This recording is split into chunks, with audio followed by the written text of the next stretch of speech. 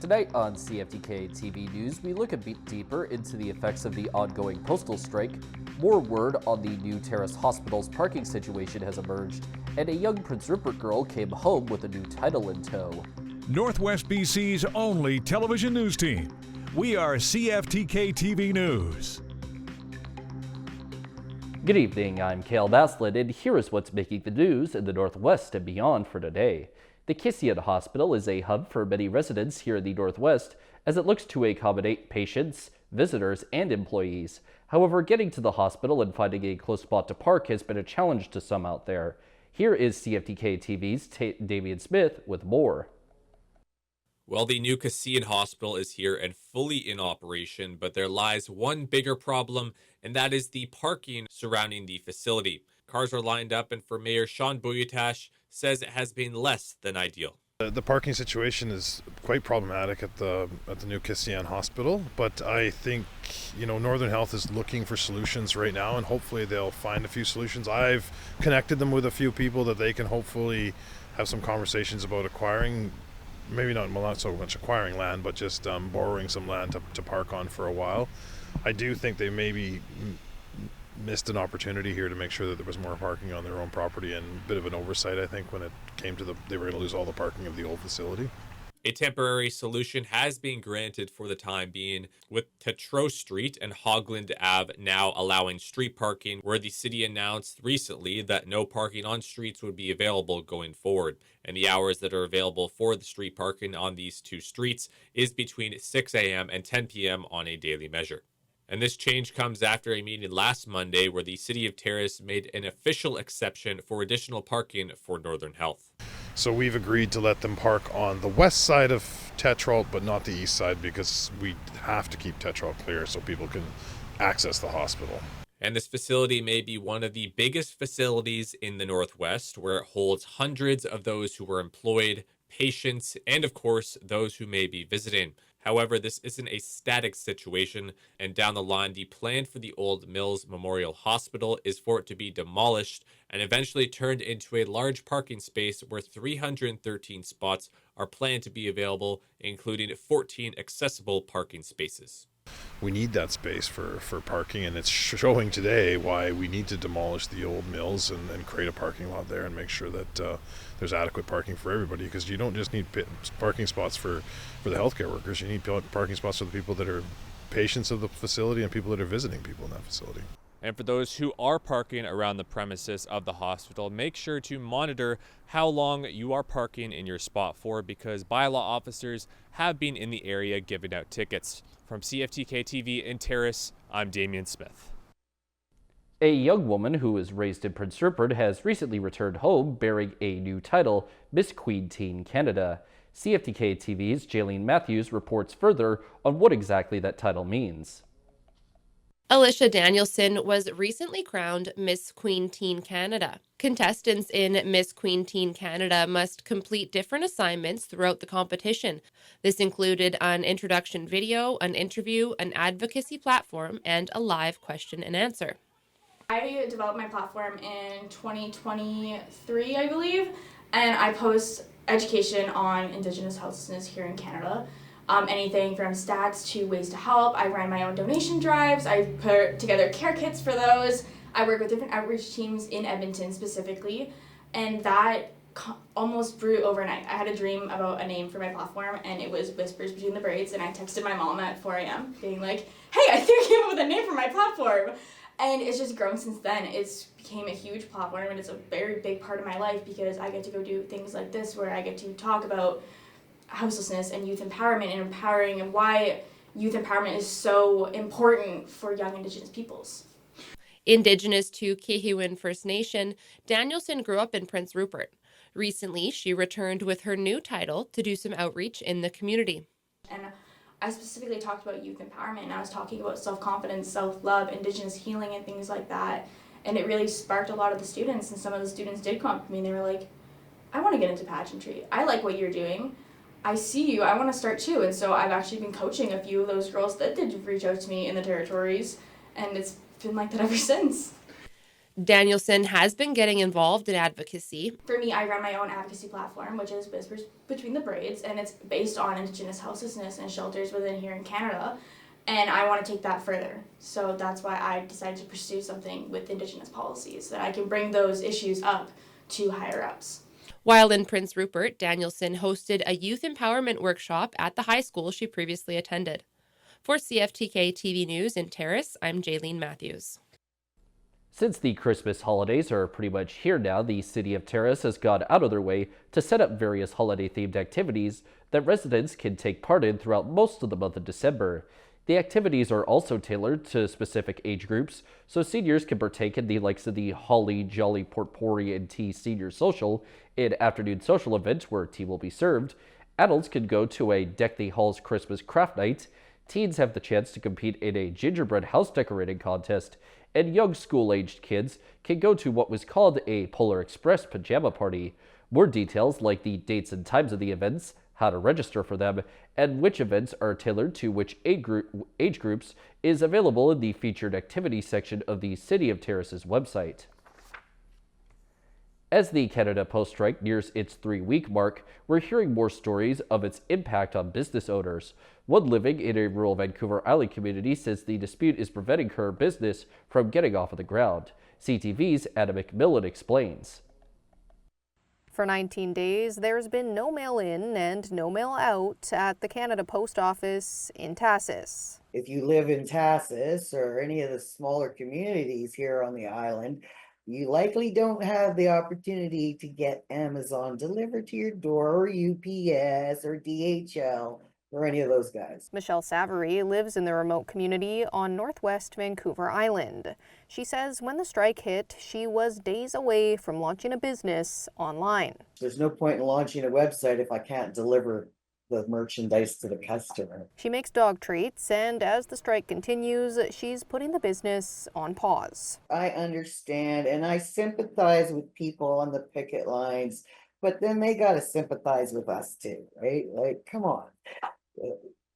When is enough enough? Ever since the picket line went up, small communities have been underscoring their reliance on the service, including Port McNeill. The mail system does provide a significant service in seeking those things we can't buy local. Same goes for Bamfield. Everyone's hoping there'll be some form of resolution to the mediation talks. The Canadian Union of Postal Workers says the latest proposals from Canada Post show some progress, but remain far from something members would ratify. Canada Post had a year to get this done. They've manufactured a crisis now. And they need to get it done, get back to the table, and be serious. Victoria's union president says she's well aware of how vital the public service is to small communities and businesses. I know that emotions are high, and so I'd like to see those folks with those small businesses that use our services. They need to put that pressure on Canada Post. She says those on strike are struggling. The reality is that we now know we won't have a paycheck for Christmas. Savary is on disability and was looking forward to having additional income. It's hand to mouth when you're on a fixed income. So any which way you can make a little bit extra money in your pocket is always a good thing. Anna McMillan, CTV News.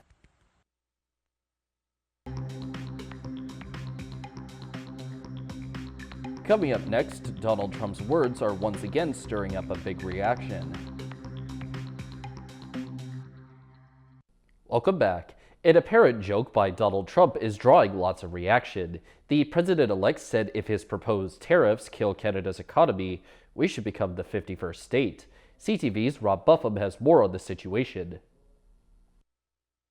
Revelations about a cheeky comment during a dinner meeting at President-elect Donald Trump's Mar-a-Lago resort between Trump and Prime Minister Trudeau last week are creating waves. Trump joked to him that if Canada can't survive without ripping off the U.S. to the tune of $100 billion a year, then maybe Canada should become the 51st state. The joke generating a buzz in Ottawa. Some, including Public Safety Minister Dominic LeBlanc, also at the dinner, downplaying it. The president was telling jokes. The president was teasing us. It was of course, on that issue, in no way a serious comment. But the humor not landing well on all British Columbian ears. Maybe a little hard to laugh at that, though, with the severity of the state of the world right now. It's not funny at all, because it's we're not American, we're Canadian. It'd be a scary thought, wouldn't it? It's obviously a very serious situation, especially as it relates to the BC economy overall and how reliant we are on our exports. BC's Minister of State for Trade tried his hand at comedy in response today. I guess I got one message for President-elect Donald Trump. This is Canada, so take off, eh? Before acknowledging BC needs to diversify its export markets. We have already a trade diversification strategy, and we're definitely going to be building on that and finding new markets. Members of BC's forestry sector, already facing duties of 14%, say there's nothing funny about the ongoing war of words and Trump's threat to impose 25% tariffs on all Canadian goods if we don't tighten our borders. I'll tell you right now that it's creating a lot of uncertainty amongst our businesses who are considering whether or not or how to go about shipping. This afternoon, Trump poked more fun at the topic with this cryptic post on Truth Social. He's observing how beautiful Canada is. It's a beautiful country. That's what I can take away from that. A beautiful country trading barbs with its oldest ally, hoping they're all in good fun, with a lot at stake. Robert Buffum, CTV News, Victoria.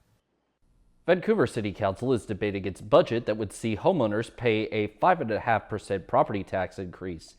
As CTV's Abigail Turner reports, the possible hike comes as the police and fire departments and the park board are asking for more money.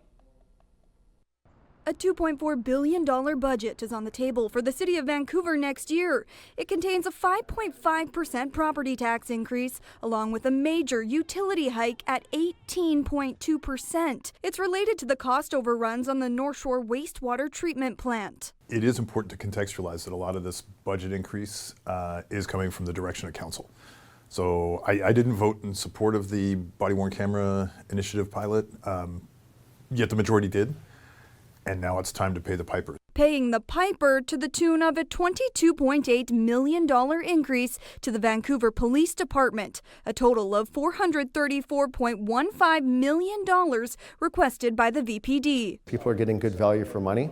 Violent crime is down, property crime is down, stranger assaults are down. 80% of the budget is salary, according to Chief Adam Palmer. But the extra money would also go towards funding other programs, including body-worn cameras. To implement that fully, that's about $6.5 million in 2025, so it's a big chunk of the ask. We're also looking for more money for protests and demonstrations.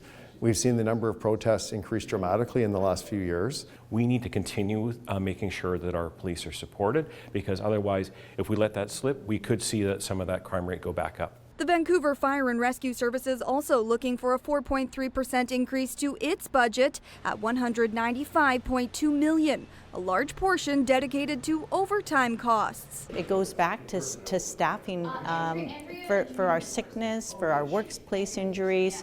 We have several staff that are off right now with mental health claims. I believe there's upwards of 20 this year. Chief Karen Fry saying the money would also go towards purchasing new electric fire trucks and staffing the new additional 22 firefighter positions. The budget also allocates $183.9 million for the Vancouver Park Board, an increase of 7.2%. Councillors will have until next week to read up on the hefty 373-page budget, when they're expected to vote on Tuesday. Abigail Turner, CTV News, Vancouver.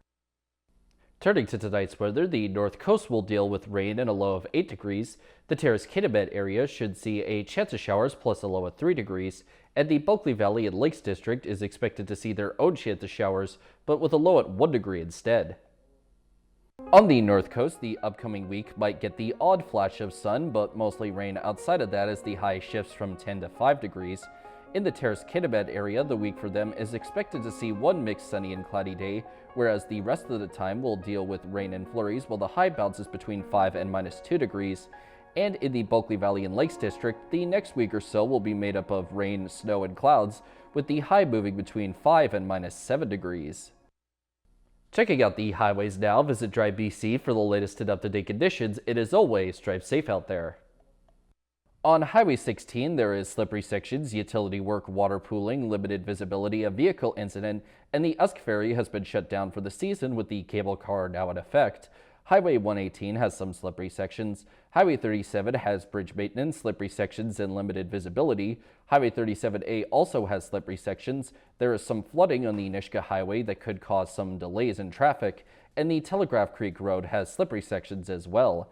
And this is what the roads were looking like this afternoon around the region from the View of the Province's highway cams.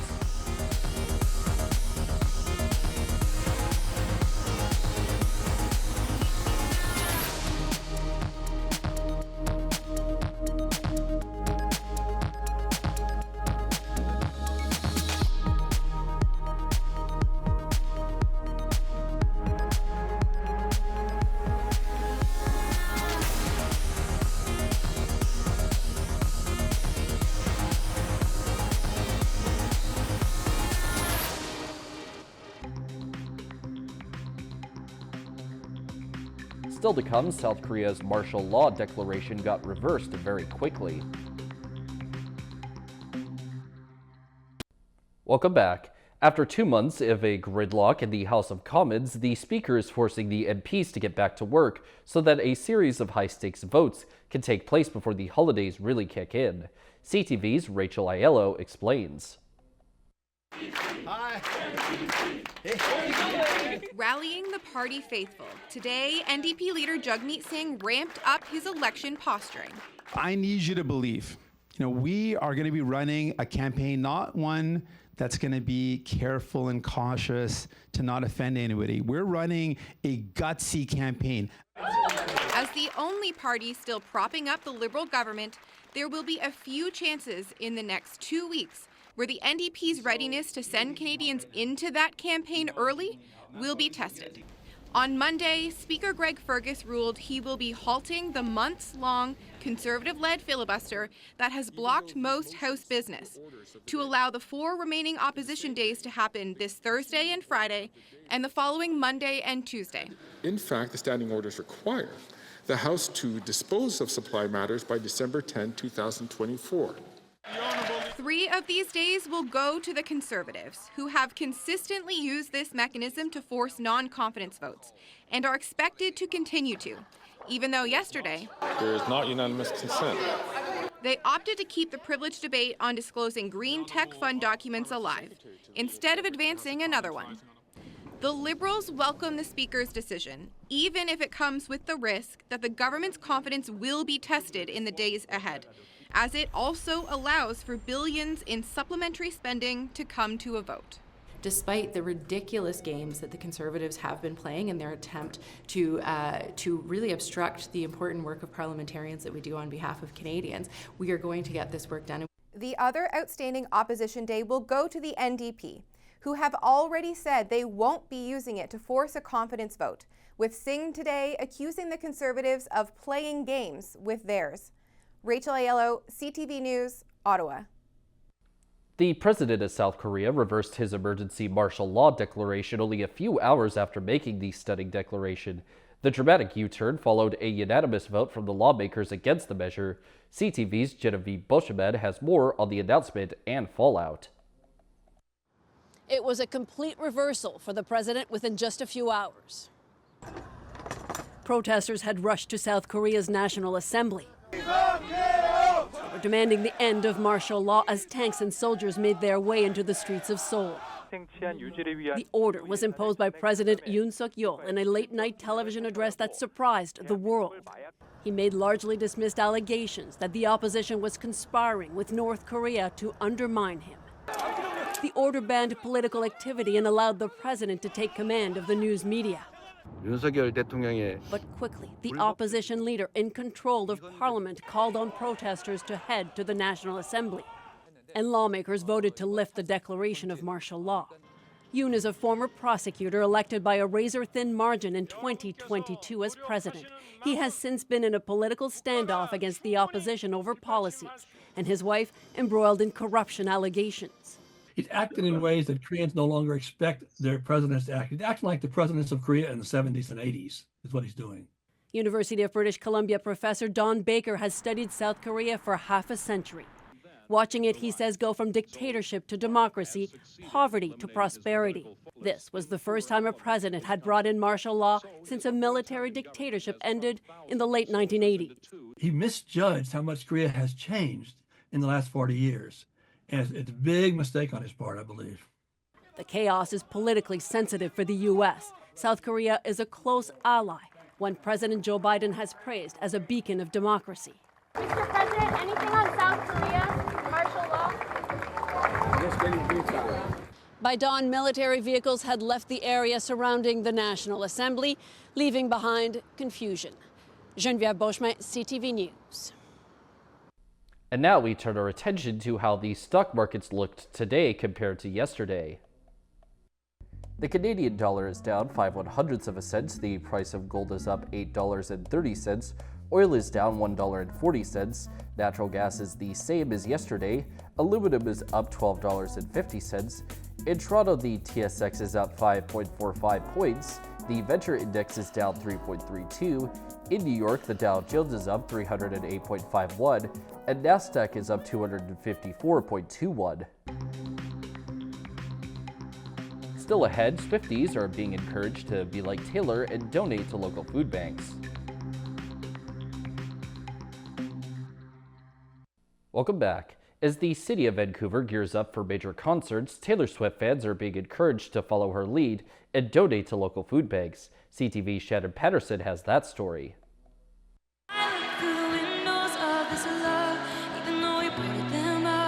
On every stop of Taylor Swift's Eras Tour, it's been reported the pop superstar has made a significant donation to food banks in that community. This seems to be a cause for her that's really significant. Not only will a local food bank see a large influx of much-needed cash from Taylor, the awareness that it raises, the ability to engage and reach an audience that we typically wouldn't see connected to food banks, share what's going on, and the issue of food insecurity with a younger demographic is really significant. Inspired by Taylor's commitment to tackling food insecurity, a Canadian Swiftie and mother of three created a nationwide campaign with Food Banks Canada called Pay It Forward. We're encouraging $13 donations because that's Taylor's favorite number. The Pay It Forward campaign raised over $50,000 during the 6 Eras Tour shows in Toronto. We're hoping that BC and everybody attending those concerts can pick up that torch. We've got a goal of 1.3 million. We are still a long way from that,